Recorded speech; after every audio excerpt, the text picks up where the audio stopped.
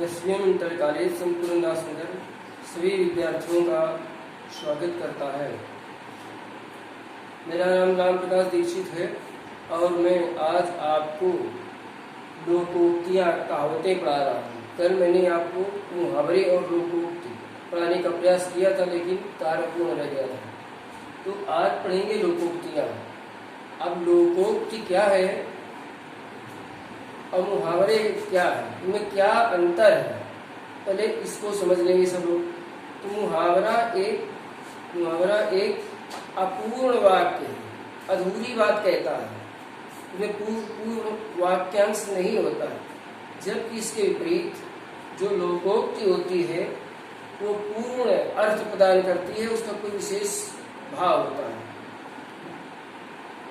तो लोकोक्ति वो चीज होती है जो युगों से किसी ऋषियों के द्वारा, विद्वानों के द्वारा, मनीषियों के द्वारा, ज्ञानियों के द्वारा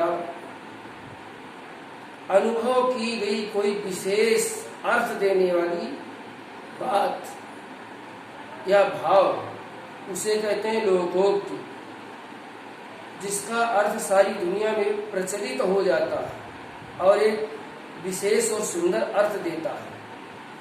और युगों युगों से जो चली आ रही कहावतें हैं और अर्थ गर्भित हैं, उन्हें हम लोकोक्ति कहते हैं और उसी का दूसरा नाम कहावत।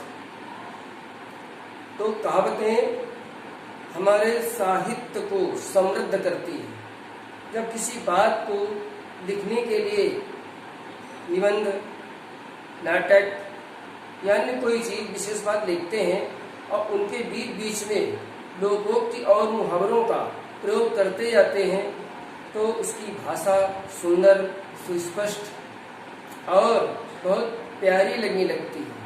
भाव भी अर्थ का बदल जाता है। इसलिए साहित्य के क्षेत्र में लोकोक्ति और मुहावरों का विशेष अर्थ होता है।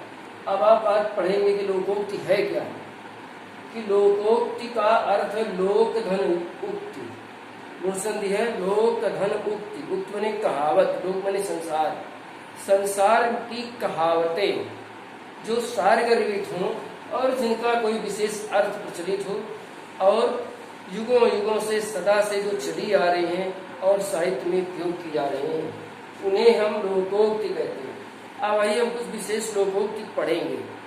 और हमने आपको ये बताया कि लोकोक्ति एक पूरा वाक्यांश होता है, मुहावरा जबकि उसका अपूर्ण वाक्यांश होता है। तो अब हम आ रहे हैं लोकोक्तियों में कि लोकोक्ति क्या है, इनका कैसे अर्थ निकालते हैं और विद्यार्थी अर्थ निकाल करके अपने शब्दों में उनका प्रयोग कैसे करते हैं और समझते हैं। जैसे आप एक लोकोक्ति, जैसे आप भला सुजग भला, आप भला सोजग भला, अर्थात आपका स्वभाव और गुण आपका अच्छा है तो सारा संसार आपके लिए अच्छा है। अब इस बात को आप किसी वाक्यांश के माध्यम से व्यक्त करेंगे तो होता है प्रयोग। जैसे भगवान राम का स्वभाव अच्छा होने के कारण उनके लिए सारा संसार अच्छा था और वो संसार के सर्वप्रिय थे। तो जिसका स्वभाव और गुण स्वयं का अच्छा होता है उसके लिए संसार अच्छा होता है और वह संसार के लिए अच्छा होता है। तो इसका आप भला सो जग भला अर्थ निकल आया। ये दूसरा है का वर्षा जब कृषि सुखाने, का वर्षा जब कृषि सुखाने, क्या भाव निकला इसका। इस कहावत का क्या भाव तत्व है।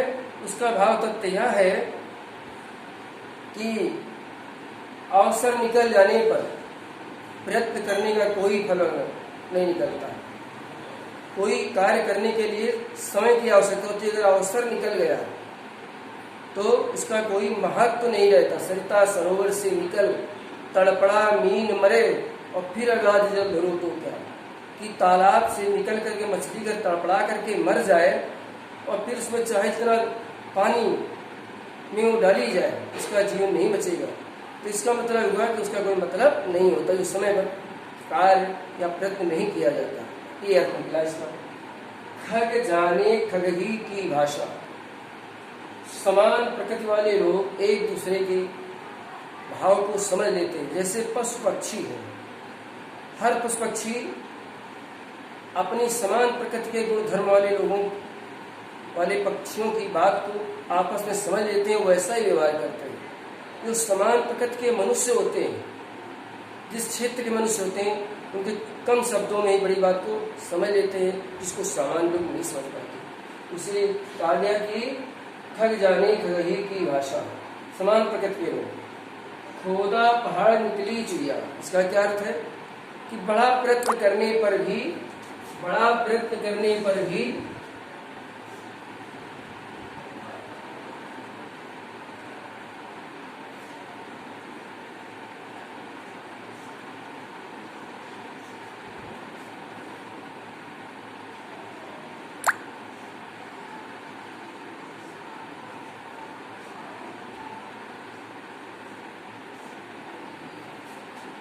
खोदा पहाड़ निकली चिड़िया कि बड़ा प्रयत्न करने पर या कठिन मेहनत करने पर कम फल की प्राप्ति। मेहनत तो अधिक की गई लेकिन फल की प्राप्ति बहुत कम हुई। जैसे मोहन ने परीक्षा के समय में रात दिन एक किया, लेकिन पेपर उसके अनुकूल न होने पर जो है उसको कम अंक मिले, तो खोदा पहाड़ निकली चिड़िया। इस तरह से अपने शब्दों को, विचारों को विद्यार्थी अपनी अपनी भाषा अनुसार, भावानुसार कुछ भी जो सार्थक अर्थ दे उसको प्रयोग करते हैं। इसी के बाद अगली लोगों की है चिराग तले अंधेरा। चिराग तले अंधेरा, इसका मतलब हुआ कि अज्ञानी पुरुष को कुछ भी दिखाई नहीं पड़ता, अज्ञानी व्यक्ति को कुछ समझ में नहीं आता, या अज्ञानी व्यक्ति क्या हो रहा है क्या नहीं हो रहा है उसको समझने में असमर्थ रहता है। दूसरा ये भी है कि बहुत ज्ञानवान होने पर भी अहंकार में आ जाने के कारण भी उसको जो है वास्तविकता का पता नहीं चलता है। इस तरह से इन वाक्यों को सभी विद्यार्थी प्रयोग करेंगे और कुछ मुहावरे हम आपको लिखकर भेजेंगे। लोकोक्ति मुहावरे उनको अपने शब्दों में, अपनी भाव भाषा में लिखने का प्रयास करेंगे और ये समझ लेंगे कि मुहावरा और लोकोक्ति का अंतर क्या है।